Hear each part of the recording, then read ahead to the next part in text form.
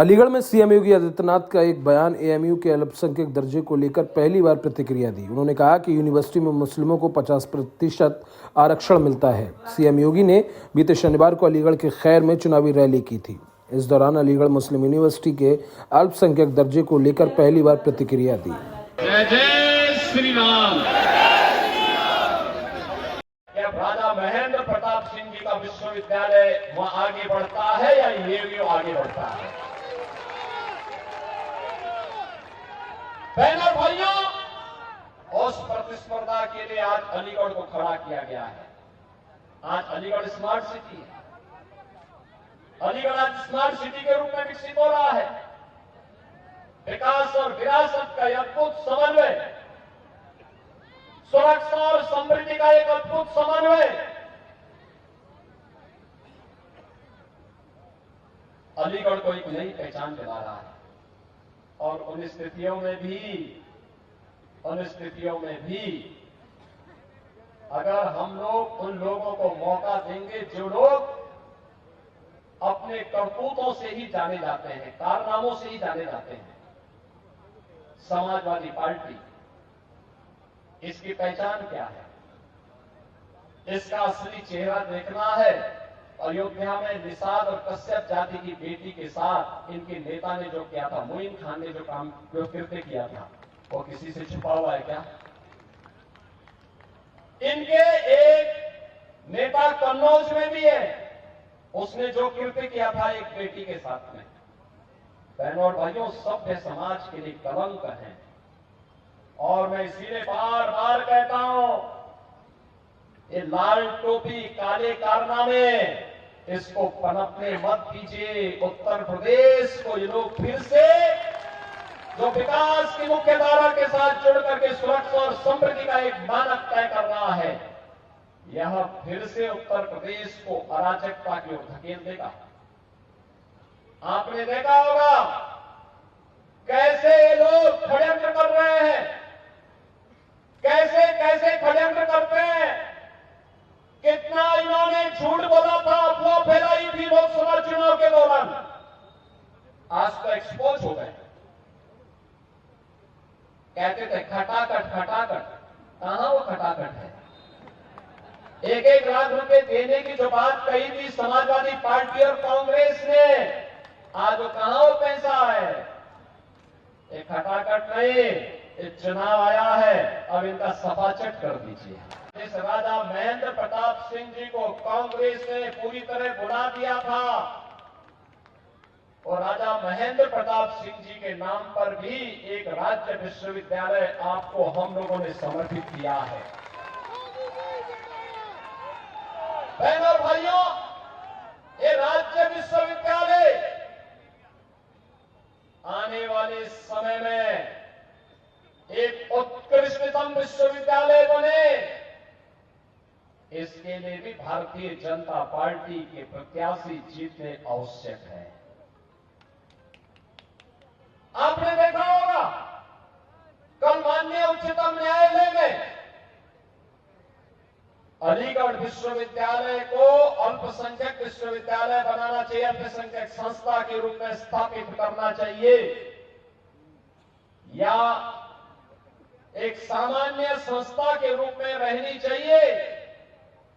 कल माननीय उच्चतम न्यायालय में इस पर बहस हो रही थी। आज याद करिए, ये कैसे हो सकता है कि भारत के संसाधनों से पलने वाला, भारत की जनता के टैक्स से चलने वाला एक ऐसा संस्थान जो अनुसूचित जाति, जनजाति और पिछड़ी जाति के लोगों को कोई आरक्षण नहीं देता है, लेकिन वहां पर मुसलमानों के लिए 50% आरक्षण की व्यवस्था वे लोग अपने स्वयं के माध्यम से करने का प्रयास करते हैं। और यही मामला चल रहा है माननीय उच्चतम न्यायालय में। बहनों और भाइयों, भारत का संविधान अनुसूचित जाति, जनजाति को और मंडल कमीशन की रिपोर्ट के आधार पर पिछड़ी जाति के लोगों को आरक्षण की सुविधा देता है, लेकिन इस सुविधा अलीगढ़ मुस्लिम विश्वविद्यालय में क्यों नहीं मिल पाती है? क्यों नहीं मिल पाती है? जब भारत का पैसा लगा है तो अनुसूचित जाति, जनजाति और पिछड़ी जाति के लोगों को भी वहां आरक्षण की सुविधा का लाभ मिलना चाहिए, नौकरी में भी मिलना चाहिए और अनुसूचित जाति और पिछड़ी जाति के बच्चों को प्रवेश में भी वहां ये सुविधा प्राप्त होनी चाहिए थी। लेकिन क्यों बंद किया गया? क्योंकि कांग्रेस नहीं चाहती है, समाजवादी पार्टी नहीं चाहती है, बहुजन समाज पार्टी नहीं चाहती है, क्योंकि इन सबको वोट चाहिए, वोट बैंक को बचाने के लिए लोग आपकी भावना के साथ और राष्ट्रीय एकता और अखंडता के साथ खिलवाड़ कर रहे हैं। जब 2019 में प्रधानमंत्री मोदी जी ने देश के हित में, राष्ट्रीय अखंडता के हित में कश्मीर में धारा 370 को हटाने का एक निर्णय लिया, दूरगामी सोच के साथ निर्णय लिया और पिछले 5 वर्षों के अंदर कश्मीर के अंदर विकास और सुरक्षा का एक बेहतरीन माहौल मिला। आज लाखों पर्यटक कश्मीर में आते हैं। तब फिर से उस कश्मीर को आतंकवाद का गढ़ बनाने के लिए ये शरारत प्रारंभ हो चुकी है। भारत के मुकुट को, भारत का स्वर्ग कहा जाने वाला कश्मीर एक बार फिर से मजहबी उन्माद के कोड़ में उसको बदलने का कुत्सित प्रयास हो रहा है। मजहबी जुनून का एक बेर हाउस उसको फिर से बनाने का कुत्सित प्रयास किया जा रहा है। और इसीलिए आपसे कहने के लिए आए हैं, जो मैं आपसे कहता हूं कि कांग्रेस जब भी सफल होगी आपको विभाजित करके सफल होगी। और इसीलिए मैं कहता हूं, बटिए मत, बटे थे तो कटे थे। मैं इसीलिए बार बार कहता हूं, ये देश का इतिहास बताता है, बटे थे तो राम मंदिर का अपमान हमें झेलना पड़ा था। मथुरा में भगवान श्री कृष्ण की, कृष्ण कन्हैया की जन्मभूमि का अपमान हमारे सामने आया था। भगवान विश्वनाथ का अपमान हमारे सामने आया था। क्या कुछ नहीं हुआ था हमारी मां बहनों के साथ में? क्या कुछ नहीं हुआ था बहन और बेटियों के साथ में? अगर इस सब के बावजूद भी गांधारी की तरह आंखों पे पट्टी बांध करके हम जाति के नाम पर बटे हुए हैं, अपने स्वार्थों में बटे हुए हैं, तो बहन और भाइयों, कटने के सिवाय हमारी दूसरी नियति नहीं हो सकती है। और मैं तो इसीलिए आपसे कहने के लिए आया हूं, बटो मत। ये बांटने वाले लोग आपके दुश्मन हैं। आपके चेहरे पर मीठी मीठी बातें बोलेंगे, इनके बहकावे में मत आओ। और मैं तो कहता हूं, बटोगे तो कटोगे, एक रहोगे तो नेक रहोगे, एक रहोगे तो सेफ रहोगे। आपने 2017 के पहले के उत्तर प्रदेश को देखा है, 2017 के बाद का उत्तर प्रदेश भी आप देख रहे हैं। यही अलीगढ़ था, यही अलीगढ़ था। हर 10 दिन में यहां कर्फ्यू लगता था या उपद्रव होता था। आज 7.5 वर्ष में कोई उपद्रव हुआ? कोई उपद्रव करने की हिम्मत कर पाएगा क्या? कोई गुंडागर्दी करने का दुस्साहस कर पाएगा क्या? उसको भी मालूम है, जो उपद्रव करेगा, निर्दोष व्यापारियों की दुकानों पे आगजनी करेगा, बेटी और बहन की इज्जत के साथ खिलवाड़ करेगा, एक तरफ यमराज इंतजार कर रहा होगा उसका, और दूसरी ओर बाप दादों ने अगर कोई संपत्ति अर्जित की है तो संपत्ति भी कब्जे में लेकर के गरीबों में बांटने का काम कर देंगे। बहनों और भाइयों, ये यूपी के परसेप्शन को सुधारता है। ये यूपी वही यूपी है। हर तीसरे दिन दंगा होता था, कर्फ्यू महीनों लगता था, पर्व और त्योहार शांतिपूर्ण तरीके से नहीं मनाए जाते थे। अराजकता चरम पर थी, गुंडागर्दी चरम पर थी। अव्यवस्था का आलम क्या था कौन नहीं जानता है। कौन नहीं जानता है?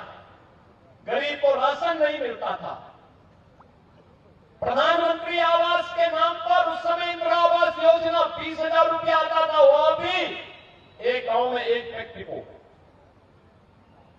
किसी को शौचालय नहीं मिलता था।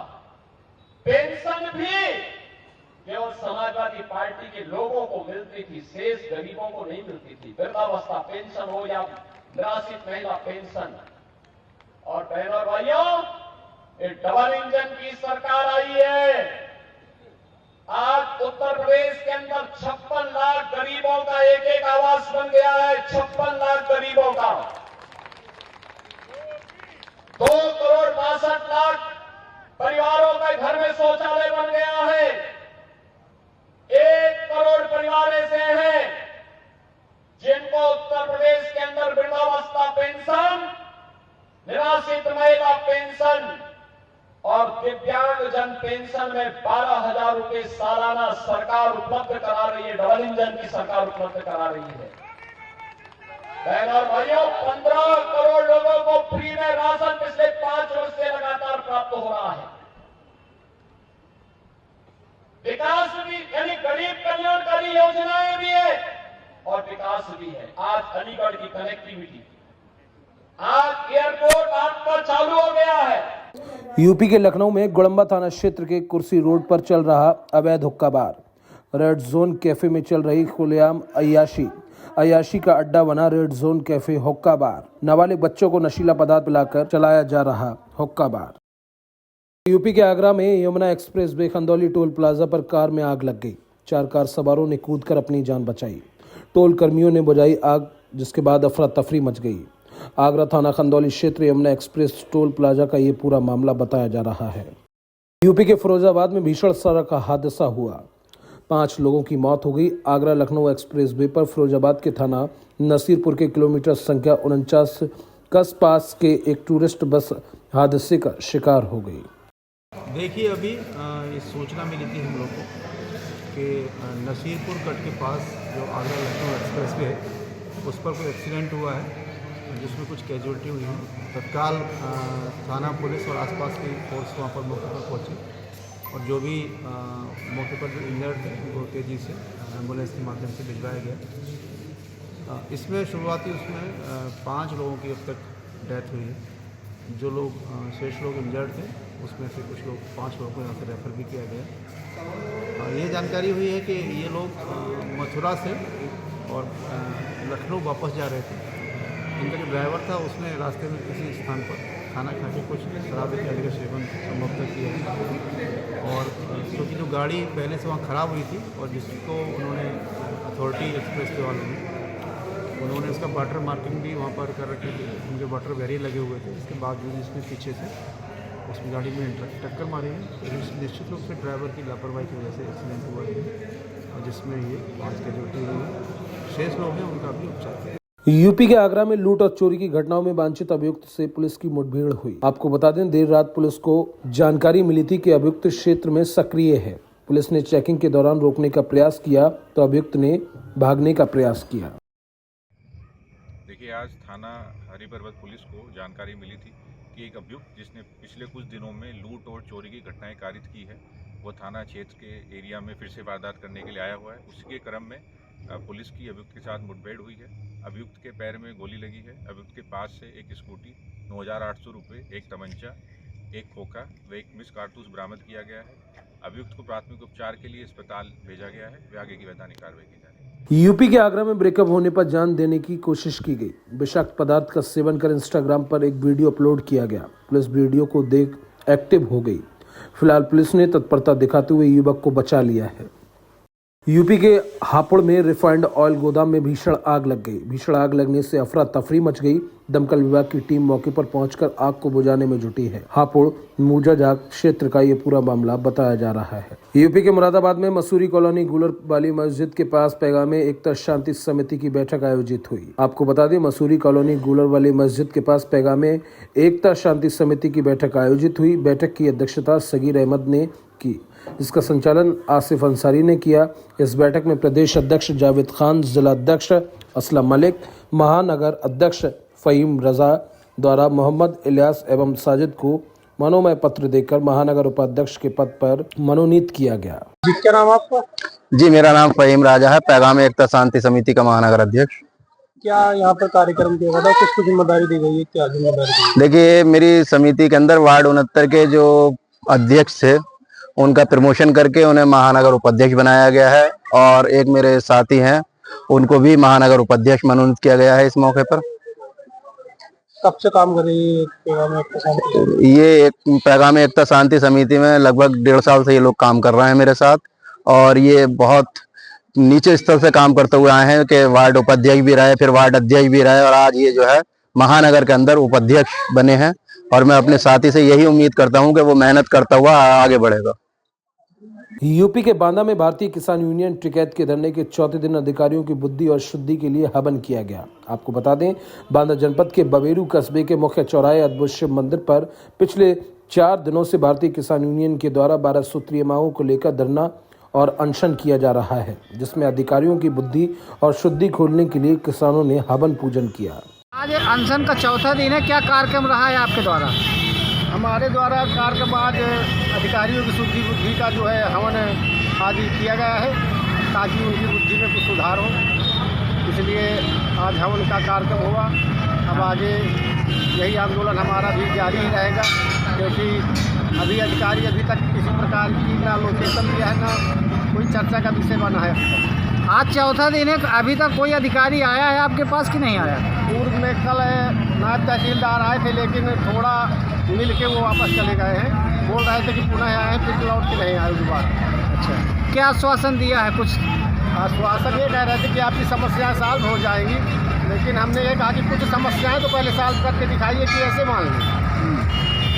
तो कहा चलिए देखते हैं, बस पुनः मिलते हैं, फिर नहीं आए दोबारा वो।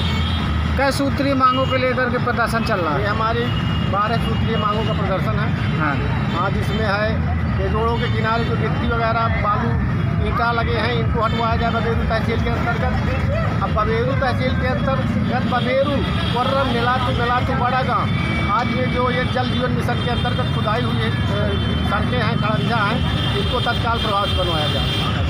और CHC कमासिन में 7 डॉक्टर तैनात है, बल्कि मौके में एक ही देखता है, इसलिए सभी 7 डॉक्टर तैनात किए जाए क्योंकि मरीज एक डॉक्टर के माथे इलाज नहीं हो पाता वहाँ और मरीज घर वापस लौट के चले जाते हैं। कब तक अनशन करेंगे आप?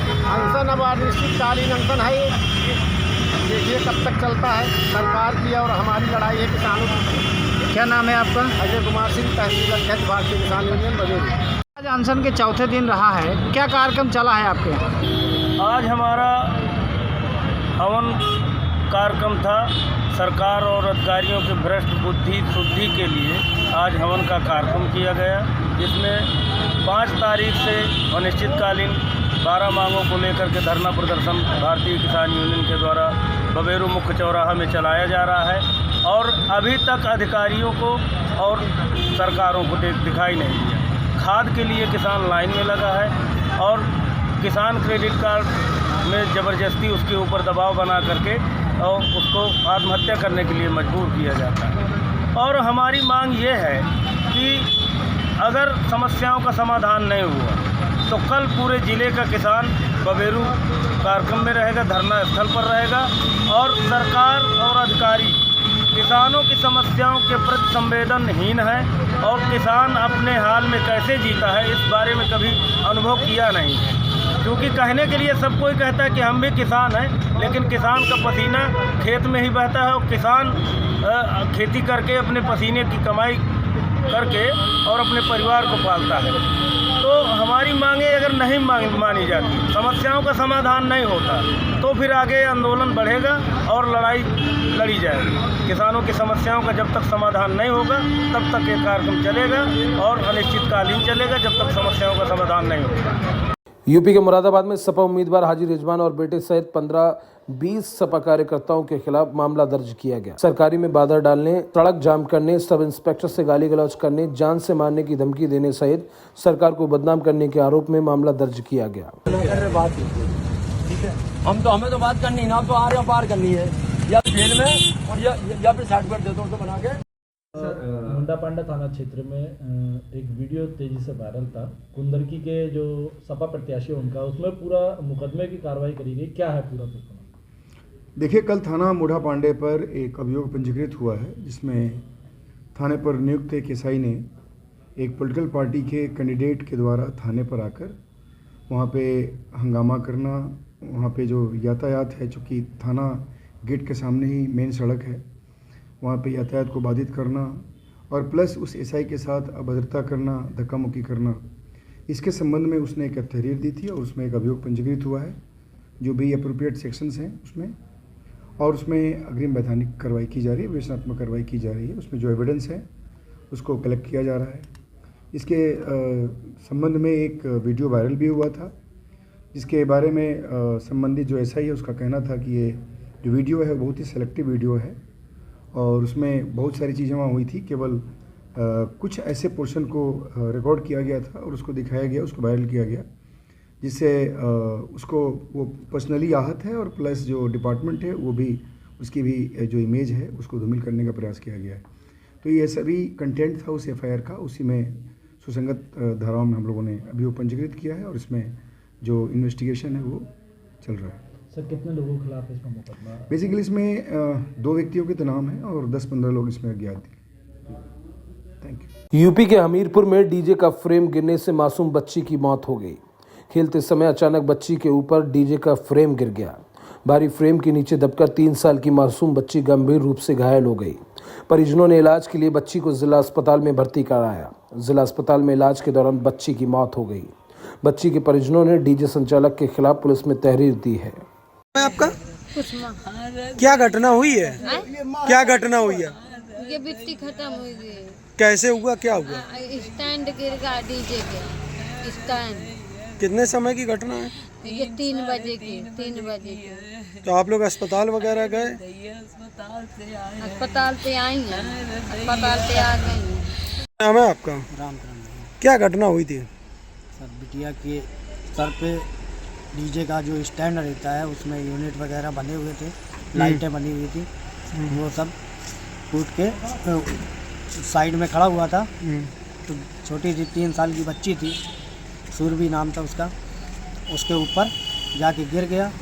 तो रोड पे ऐसे ही फर्श पे उसके ऊपर गिरा तो सर पे गंभीर चोट आ गई, जिससे कि ब्लड निकल आया और बिना बताए परिवारजनों से वो लोग जिनका डीजे था वो लोग लेकर सीधे चले गए अपने घर, अस्पताल ले आए, अस्पताल में एडमिट करवाया। उसके बाद दूसरे लोगों से हमें पता चला, तो पता चलने के बाद हम जब हॉस्पिटल आए तो ये लोग कहते हैं हम थोड़ी देर में आ रहे हैं, और ये लोग चले गए, जब से अभी तक आए नहीं। हॉस्पिटल आए, क्या कुछ हुआ अस्पताल में, क्या बताया गया? अस्पताल में साहब कानपुर रेफ़र कर दिया गया, और रेफ़र करने के बाद वहाँ सिटी स्कैन वगैरह हाथ जोड़ के जैसे भी करवाया, सिटी स्कैन हुआ तो उन्होंने फ्रैक्चर बताया सर पे।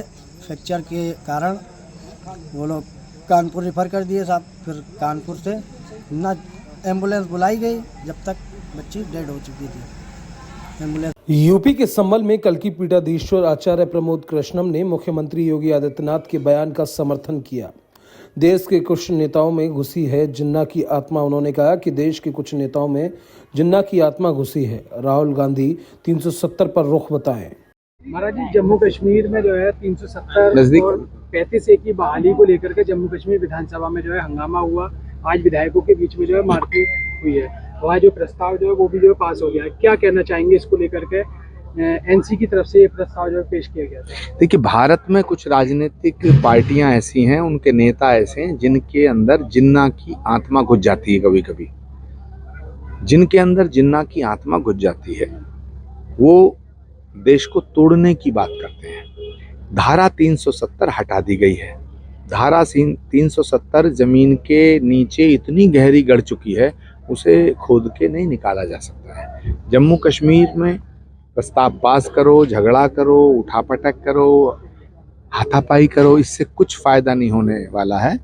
और जम्मू कश्मीर में अब 370 को दोबारा कोई ताकत नहीं लगा सकती है। और जब तक देश के प्रधानमंत्री नरेंद्र मोदी हैं, देश के गृह मंत्री अमित शाह जी हैं, तब तक किसी का बाप भी 370 को वापस नहीं लगा सकता। लेकिन आचार्य जी, जिस तरीके से कांग्रेस का अभी तक का रुख है वहाँ जम्मू कश्मीर में, ना कांग्रेस जो सपोर्ट कर पा रही है और ना विरोध कर पा रही है। मैं राहुल गांधी जी से आग्रह करना चाहता हूं कि वो अपना रुख साफ करें। सारा देश जानना चाहता है कि राहुल गांधी कश्मीर में 370 दोबारा लगाना चाहते हैं या नहीं लगाना चाहते हैं।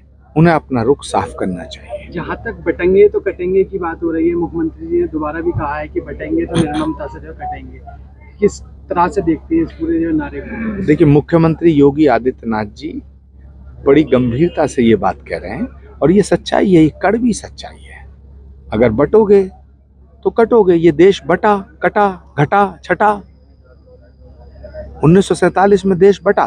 पाकिस्तान भी भारत था, बांग्लादेश भी भारत था, काबुल, कंधार सब भारत थे, अफगानिस्तान भारत का हिस्सा रहा है।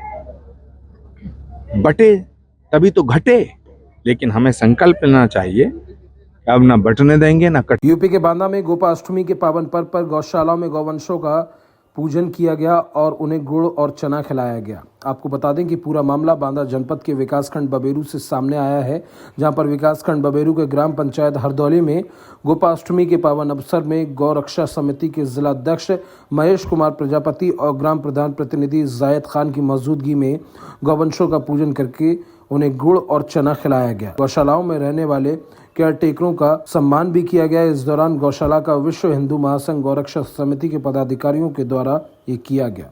महासंघ के जो है जिला अध्यक्ष महेश प्रजापति जी व उनके सारे समिति के पदाधिकारी टीम सहित जो है हरदौली ग्राम पंचायत के गौशाला में निरीक्षण और गौ पूजन के कार्यक्रम के लिए आए, जिसमें से जो है मेरी ग्राम पंचायत के सारे गौशाला के केयर टेकर 13 लोग, चौकीदार केशव और राजा राम, देशराज, कालका और समीर और जो है रमेश, कैनूर और जो है मुकीम, कुल कितने केयर टेकर हैं प्रधान जी आपके? 13 केयर टेकर सहित जो है, और मैं ग्राम प्रधान हरदौली के साथ जो है सारा निरीक्षण हुआ जो है, और गौ पूजन का कार्यक्रम हुआ। उनको गुड़ भी खिलाया गया और उनका जो है पूजा भी की गई, जो है टीका भी लगाया गया, उनका माल्यार्पण हुआ। और मेरे द्वारा भी अपने में गौशाला में आने वाले जो है पदाधिकारियों का सम्मान से जो है मैंने जो है उनका स्वागत किया और उन्होंने जो है सारे कार्यक्रम को जो है निरीक्षण किया। अध्यक्ष जी, किस प्रकार का कार्यक्रम था और कौन सी गौशाला है? आज हम लोग ये गोपाष्टमी के शुभ अवसर पे जिले में लमसम एक सप्ताह कार्यक्रम हम लोग चलेगा। आज ये पहली गौशाला जो हम लोगों ने अभी यहाँ पे इसका शुरुआत की है, ये बबेरू ब्लॉक के अंतर्गत ग्राम पंचायत हरदौली है। यहाँ पे हम लोग आए, गौ पूजन किया और सभी कर्मचारियों को सम्मानित भी किया। और यहाँ पे देखा कि लमसम मुझे लग रहा है 430 उस गौवंश से 450 मुझे प्रधान जी के द्वारा बताया गया। और यहाँ पे सभी गौवंशों को गुड़ खिलाया गया और पूजन किया गया। सभी व्यवस्था पाई गई। जो भी कमियां हैं, जैसे चरही नहीं बनी हुई है, चरही के लिए प्रधान जी ने कहा कि हम लोग खाने वाली चरही बनवाते हैं और एस्टीमेट बन चुका है। बहुत जल्द आपको दोबारा यहाँ पे चरही देखने को मिलेगी और खाने की व्यवस्था उचित